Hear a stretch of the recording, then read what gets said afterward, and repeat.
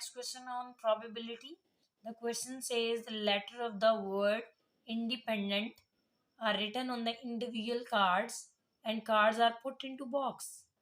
A card is selected and then replaced. The word to be focused over here is replaced. It means that when you are taking one card out of box, after finding the probability, you are supposed to put that card again into the box before performing the next activity, and then second card is selected. It means that when you have performed the activity on first card, after performing that you are supposed to put that back into the box before doing the second chance. Now find the probability of obtaining the letter P twice and the letter E twice. First of all, we are supposed to find out the total sample space. Total sample space means the number of letters appear in the word independent. As there are 11 letters, so the probability of total sample space, is 11. Here we are to find out the probability of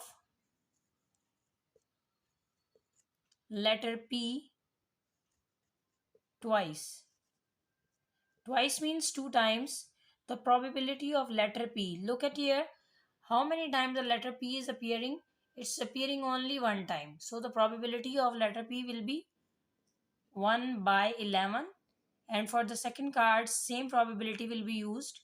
So here we get the answer 1 by 121. If we move toward the second part, probability of letter E twice. First, we have to look at the spellings of the word independent. How many times E appears? 1, 2, and 3. So the probability of letter E will be 3 by 11 and 3 by 11. So we will get 9 by 121. That's all. Thank you for watching the video.